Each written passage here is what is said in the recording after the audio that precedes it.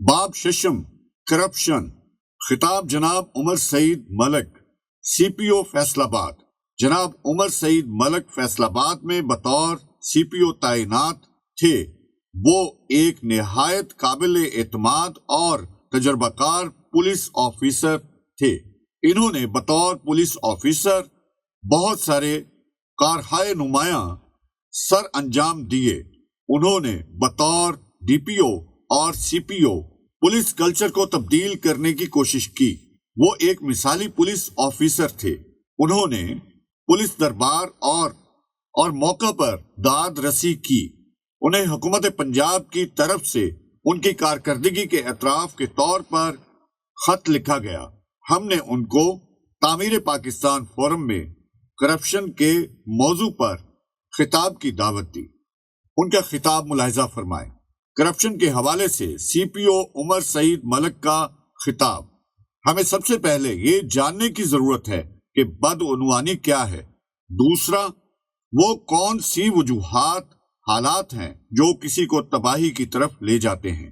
تیسرا یہ کہ بدعنوانی کو کس طرح ختم یا کنٹرول کیا جائے۔ کرپشن کا لفظ ریپیٹر یا ریپیئر سے اخذ کیا گیا ہے جو لاطینی لفظ ہے اور اس کا مطلب اعتماد توڑنا ہے۔ اعتماد توڑنا مالی بدعنوانی سے زیادہ نقصان دہ ہے۔ بددیانتی زیادہ خطرناک ہے۔ ایک چیف جسٹس بہت ایماندار ہو سکتا ہے، لیکن جب وہ ماشاء اللہ کی توثیق کرتا ہے تو یہ بددیانتی کے مترادف ہوگا۔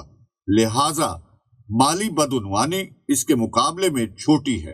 ریاست کے ساتھ بددیانتی کہیں زیادہ خطرناک ہے۔ جولیس سیزر اور بروٹس اچھے دوست تھے۔ جولیس سیزر بادشاہ بننا چاہتا تھا، لیکن بروٹس نے اسے مار ڈالا اور کہا ایسا نہیں ہے کہ میں سیزر سے کم محبت کرتا ہوں، لیکن میں روم سے زیادہ محبت کرتا ہوں۔ کسی کو نہ کہنے کی ہمت ہونی چاہیے۔ ریکوڈک کیس بھی ریاست کے ساتھ بددیانتی کی ایک مثال ہے۔ ججوں میں حکمرانوں کے خلاف فیصلہ کرنے کی اخلاقی جرات ہونی چاہیے۔ قائد اعظم اپنی تقریر کے بعد گورنر جنرل کی کرسی پر بیٹھ گئے، مگر چیف جسٹس کارنلیس نے انہیں اس وقت تک بیٹھنے سے روک دیا جس وقت تک وہ گورنر جنرل کا حلف نہیں لے لیتے۔ لیکن جسٹس منیر نے مولوی تمیز الدین کیس میں ایوب خان کے ماشاء اللہ کی توثیق کی۔ کرپشن کی بہت وسیع گنجائش ہے۔ قومی رازوں کو بیچنا سب سے بڑی کرپشن اور بددیانتی ہے۔ کرپشن ہر جگہ موجود ہے۔ کچھ ممالک میں کرپشن نیوزی لینڈ جیسے طریقہ کار اور قوانین کے بہت سخت نفاذ کی وجہ سے بہت کم ہے۔ اس کی وجہ سے نہیں ہے کہ وہ خدا سے ڈرتے ہیں، اس کی وجہ سے یہ ہے کہ نظام مضبوط ہے، کیمرے نصب ہیں اور وہ ہر واقعے کو دیکھتے اور ریکارڈ رکھتے ہیں۔ اگر آپ کسی شخص کو اجازت دیں گے تو وہ فائدہ اٹھائے گا۔ نظام کو اسے پابند کرنا چاہیے کہ وہ اسے غیر قانونی فوائد حاصل کرنے کی اجازت نہ دے۔ اگر نظام کامل نہ ہو تو 90% فائدہ اٹھائیں گے۔ اگر ریاست کی طرف سے آپ کے لان کو پانی دینے کی اجازت نہیں ہے تو آپ کو ایسا نہیں کرنا چاہیے۔ اگر کوئی اس ہدایت کی خلاف ورزی کرتا ہے تو پڑوسی کو اس کے خلاف شکایت درج کرنی چاہیے۔ لہذا معاشرہ خود غلط کام کرنے والوں کی غلطیوں کو درست کرے۔ طریقے یونانی اور رومن نظاموں سے تیار کیے گئے ہیں۔ کرپشن پر قابو پانے کے لیے عوام اور معاشرے کو اپنا کردار ادا کرنا ہوگا۔ عوام کو معلومات حاصل کرنے، جمع کرنے کا حق ہے۔ اگر کوئی بدعنوان ہے اور اس نے اپنے وسائل سے زیادہ دولت کمائی ہے تو اسے عوام کی طرف سے پوچھ گچھ کا ذمہ دار ہونا چاہیے۔ وہ اپنی سروس سے ایک کار جیپ کیسے خرید سکتا ہے جہاں سے وہ صرف ایک موٹر سائیکل خرید سکتا ہے؟ معلومات حاصل کرنے کے لیے اور پوچھ گچھ کرنے کا حق دستیاب ہے۔ آئین پاکستان کی سیکشن 19A کے تحت حضرت عمر رضی اللہ عنہ سے 2 چادریں رکھنے کے بارے میں سوال کیا گیا۔ جب سب کو ایک چادر مل گئی۔ کرپشن پر قابو پانے کے لیے جہاں بدعنوانوں کو سزا ملنی چاہیے وہیں ایمانداروں کو انعام دیا جانا چاہیے۔ کامیابی کی کہانیاں شائع کی جانی چاہیے۔ کرپشن اور اقربا پروری سے انکار کرنے والے شخص کو عوامی طور پر تسلیم کیا جانا چاہیے اور انعام دیا جانا چاہیے۔ نظام وضع کرنے کی ضرورت ہے۔ معاشرے کو اپنا رول ادا کرنا چاہیے۔ جزا اور سزا کا نظام ضروری ہے۔ ایدھی صاحب کی کارکردگی کو سوسائٹی کی جانب سے سراہا گیا۔ ہمیں اپنی غلطیوں کا اعتراف کرنا چاہیے اور ان کی اصلاح کرنی چاہیے۔ ہمیں ہمیشہ اپنے مسائل پر ہندوستان اور دوسروں کو مورد الزام نہیں ٹھہرانا چاہیے۔ ہمیں خود تسلیم کرنا چاہیے اور انہیں حل کرنے کی کوشش کرنی چاہیے۔ امریکہ میں انہوں نے سیاہ فاموں کا ایک میوزیم قائم کیا ہے جہاں وہ سیاہ فاموں کے ساتھ ہونے والے مظالم کو دکھاتے ہیں۔ یہ ماضی کی غلطیوں سے سبق حاصل کرنے کے لیے کیا جاتا ہے تاکہ ان کا اعادہ نہ ہو۔ 16 دسمبر 1971 کو ہمارے ملک کو تباہ کر دیا گیا۔ ہمیں اپنی غلطیوں سے سبق سیکھنا چاہیے تھا۔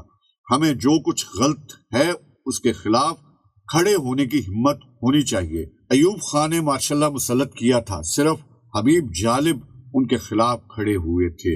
ہم نے ان وجوہات پر ضرور غور کیا ہوگا کہ تمام وسائل رکھنے کی وجہ سے ہمارا ایک حصہ الگ کیوں ہوا۔ آج ہم بنگلہ دیش کی کامیابی کی مثالیں پیش کر رہے ہیں۔ کرپشن کی بنیادی وجہ غربت ہے۔ اگر معاشرہ کم عمر افراد کو مناسب ضروریاتی زندگی فراہم نہ کرے تو کرپشن کو روکا نہیں جا سکتا۔ اگر کچھ لوگ امیر ہو جائیں اور دوسروں کی ضروریات پوری نہ ہوں تو کرپشن پر قابو نہیں پایا جا سکتا۔ پاکستان کی 27% آبادی یعنی 6 کروڑ 50 لاکھ افراد خط غربت سے نیچے زندگی بسر کر رہے ہیں، جو 13,000 روپے ماہانہ ہے۔ فیکٹری مالکان اپنی دولت میں اضافہ کرتے ہوئے زیادہ سے زیادہ فیکٹریاں بناتے ہیں لیکن مزدوروں کو کم سے کم ملتا ہے۔ ہمیں اخراجات کا حساب لگانا چاہیے اور اس کے مطابق اس کی تنخواہ کو ایڈجسٹ کرنا چاہیے۔ اسکول مافیا اپنے اسکول کی چین میں اضافہ کرتا ہے لیکن ٹیچر کو 22,000 روپے ادا کیے جاتے ہیں۔ نظام کو درست کرنے کی ضرورت ہے۔ معاشرے کو بدلنا ہوگا اور بدعنوانی پر قابو پانے کے لیے اپنی ذمہ داریاں بانٹنی ہوں گی۔ ہمیں دوسروں کے حقوق کا خیال رکھنا چاہیے۔ ہمیں اپنی ذمہ داریاں حکومت یا دوسروں پر نہیں ڈالنی چاہیے۔ بدعنوانی امیر اور با اثر لوگوں سے شروع ہوتی ہے اور عام لوگوں تک جاتی ہے، لیکن قومیں خود کو تعمیر کرتی ہیں اور آہستہ آہستہ کرپشن پر جاپان کی طرح قابو پایا جا سکتا ہے جو دوسری جنگ عظیم میں تباہ ہو گیا تھا لیکن آہستہ آہستہ خود کو ترقی دی۔ اسی طرح ویتنام اور یہاں تک کہ روانڈا نے بھی اپنے ملک کو ترقی دی اور مضبوط معاشرے کی تعمیر کی۔ لوگوں کو ملک کے ساتھ ساتھ معاشرے کے دوسروں کے ساتھ بھی وفادار ہونا چاہیے۔ اگر ٹائٹینک ڈوب رہا تھا تو ڈیک پر موجود لوگ بھی دوسروں کے ساتھ ڈوب گئے۔ اگر ملک ترقی کرے گا تو ہر کوئی ترقی کرے گا۔ ہر ایک کو ایمانداری سے اپنا فرض ادا کرنا چاہیے اور جھوٹ نہیں بولنا چاہیے۔ سیاست دانوں کو جھوٹ نہیں بولنا چاہیے اور جھوٹے وعدے نہیں کرنے چاہیے۔ ایک فیکٹری کا سری لنکا کا مینیجر ہلاک ہو گیا۔ ان کی پوسٹ مارٹم رپورٹ کے مطابق ان کے جسم کی کل 206 ہڈیوں میں سے 173 ہڈیاں ٹوٹی ہوئی پائی گئیں۔ 86 افراد کو گرفتار کیا گیا جو 10 سے 16 سال کی عمر کے گروپ میں تھے۔ ان کی میت سری لنکا بھیج دی گئی۔ 13 افراد کو سزائے موت سنائی گئی۔ ہمارا معاشرہ عدم رواداری کا شکار ہو چکا ہے۔ ہماری 97% آبادی مسلمان ہے۔ اس کے باوجود مساجد کے باہر ایک محافظ ڈیوٹی پر ہے۔ ہم نے جیش محمد جیسی عسکریت پسند تنظیمیں تیار کی۔ لشکر طیبہ، اسامہ بن لادن، خالد شیخ، رمزی، یوسف اور ابو زبیدہ جیسے لوگ پاکستان میں پائے گئے جن کا تعلق القاعدہ سے تھا، ہمیں ٹیررسٹ کے طور پر لیبل کیا گیا ہے۔ ڈینیل پرل کو یہاں قتل کر دیا گیا تھا۔ ہماری سیکیورٹی کی صورتحال بہت خراب ہے۔ ہمارے ملک میں قصور کے ایک مسلمان نے زینب اور 8 دیگر لڑکیوں کو زیادتی کے بعد قتل کر دیا۔ وقفہ سوالات کے دوران ان سے پوچھا گیا کہ پاکستان میں کرپشن پر کیسے قابو پایا جائے۔ انہوں نے حکومت اور سوسائٹی کی طرف سے مندرجہ ذیل اقدامات بنانے کی تجویز دی۔ ان کے خیالات مندرجہ ذیل ہیں۔ پاکستان میں ہر شخص کو ایمانداری کے ساتھ اپنا فرض ادا کرنا چاہیے۔ نمبر 1، مسلح افواج صرف پاکستان کی حدود اور سلامتی کی حفاظت کے لیے اپنے فرائض پر کاربند رہیں۔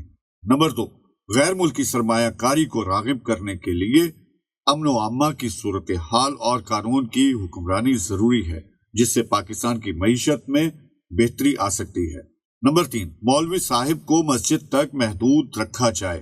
ہر شخص کو اپنی ذاتی زندگی اپنی مرضی کے مطابق گزارنے کا حق حاصل ہے۔ نمبر 4، خواتین کو اپنی مرضی کے مطابق کاروبار کرنے کا اختیار دیا جانا چاہیے۔ ان کے پاس پیسے کمانے، بینک اکاؤنٹ کھولنے کے مواقع ہونے چاہیے۔ بنگلہ دیش میں 71% خواتین ملازمت کرتی ہیں۔ نمبر 5، اجر و جزا کا نظام اپنایا جائے۔ نمبر 6، عدالتی اصلاحات ضروری ہیں۔ نمبر 7، کردار سازی اور قوم سے وفاداری اولین ہونی چاہیے۔ نمبر 8، میڈیا کو اپنا اہم رول ادا کرنا چاہیے۔